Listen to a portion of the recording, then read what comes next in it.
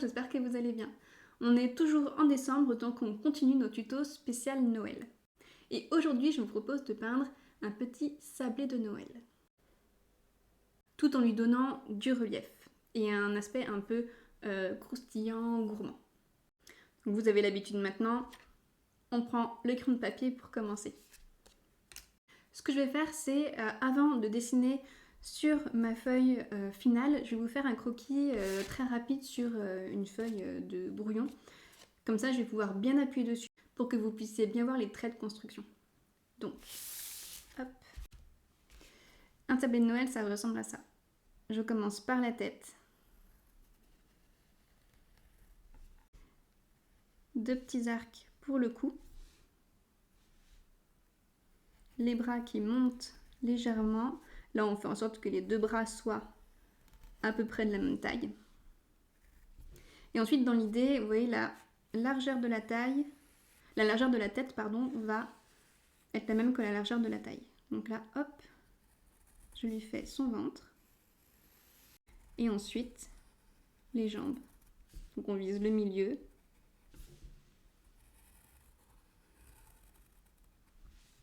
Et voilà notre bonhomme de Noël. Je reprends ma feuille.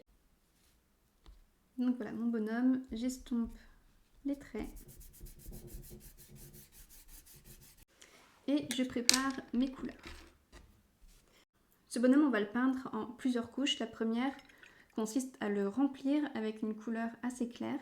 Là, j'utilise mon ocre d'or.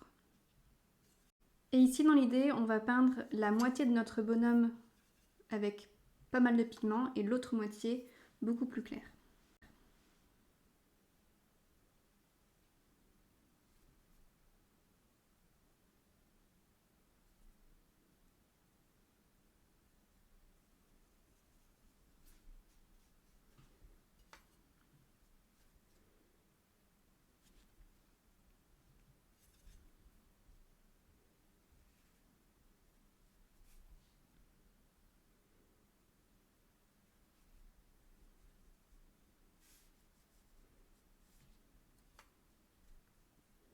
Quand je peins, vous voyez que j'ai cette petite goutte que je peux emmener partout. Ça veut dire que tout mon bonhomme est uniformément mouillé et c'est ce qu'on veut.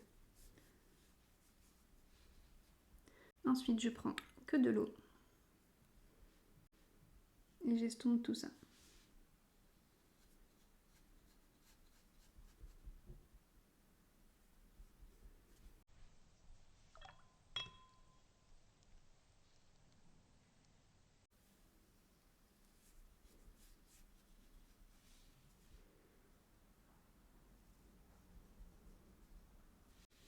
Si on trouve que nos contours ne sont pas assez délimités, on prend un petit pinceau, on vient retravailler les bords, retravailler les contours.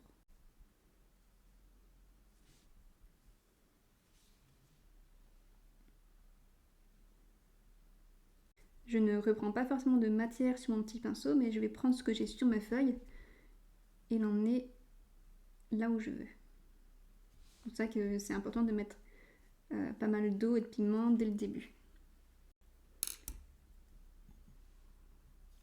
Je vais venir accentuer encore le côté foncé, j'en remets un peu, toujours avec la même couleur.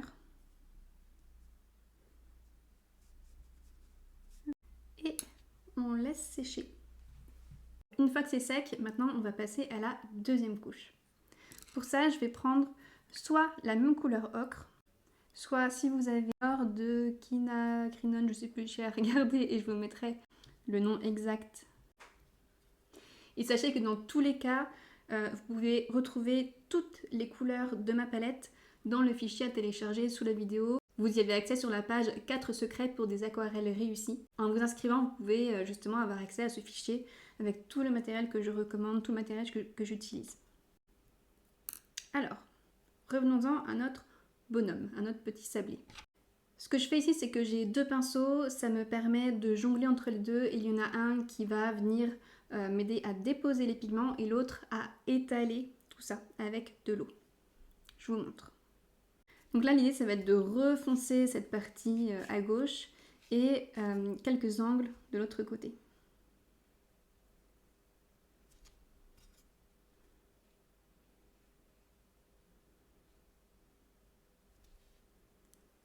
Là, je prends que de l'eau et j'estompe.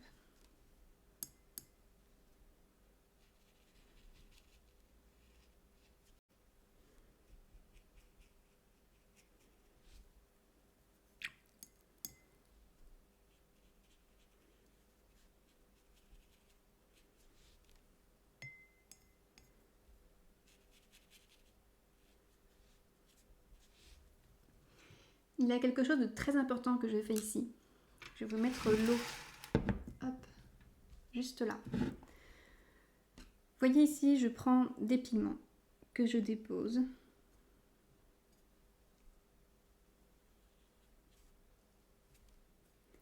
Et ensuite, quand je viens étaler, effectivement, je prends de l'eau, mais je vais quand même essuyer un peu mon pinceau pour pas qu'il ne soit trop gorgé d'eau, justement. Donc en gros, ça donne ça. Je vais tremper mon pinceau et là, je vais l'égoutter au moins 2 fois. Je veux vraiment pas qu'il y ait trop d'eau.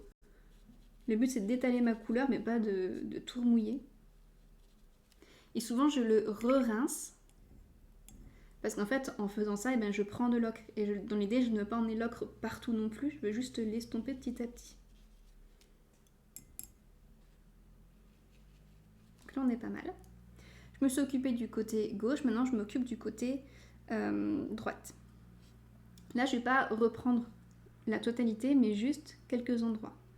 Donc, son cou. Hop, je trempe. J'essuie 2 fois. J'estompe.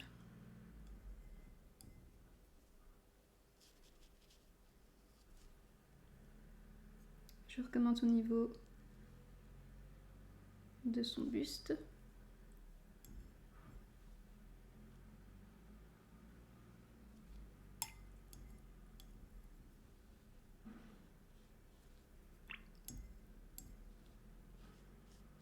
Le but, c'est qu'à la fin, tout le bonhomme soit remouillé, soit humide. Que si je m'arrête d'un coup, ça va se voir.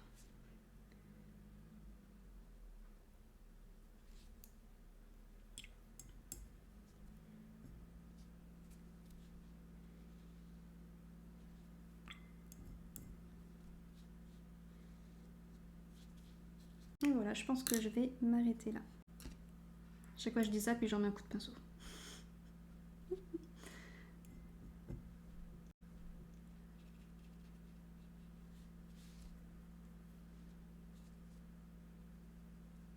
Si je trouve que j'ai trop estompé ma couleur, eh bien, vous voyez, comme ici, j'en remets un peu.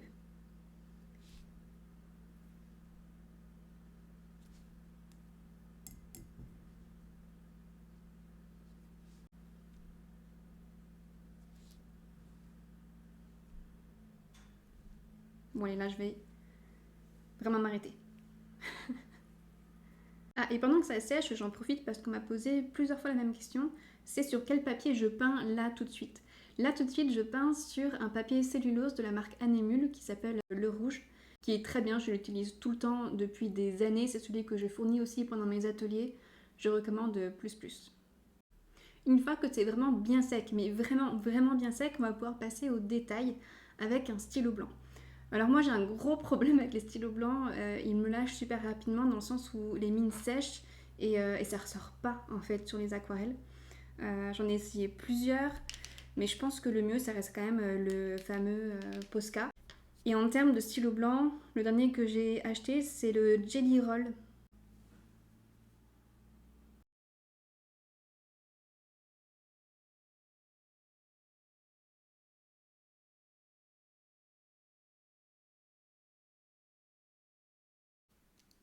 Voilà, j'ai acheté mon Posca 1 mm. Ça va permettre de faire des petits détails tout fins. Je vais faire les yeux, les petits boutons et les petites décorations aux bras et aux jambes.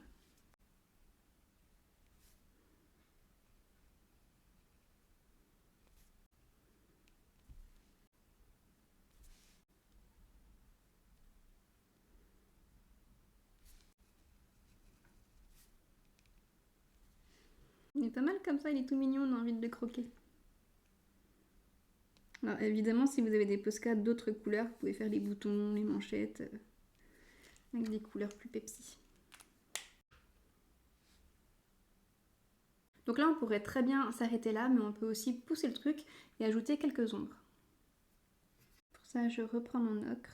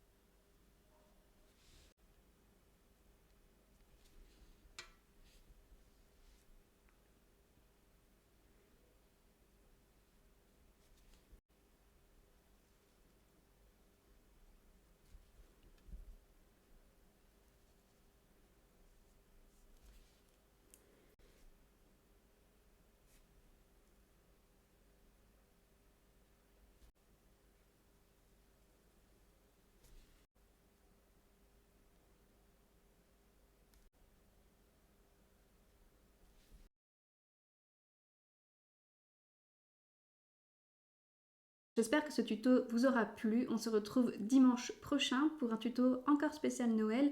Et cette fois-ci, on va peindre une boule rayée. L'objectif sera de donner du volume à cette petite boule.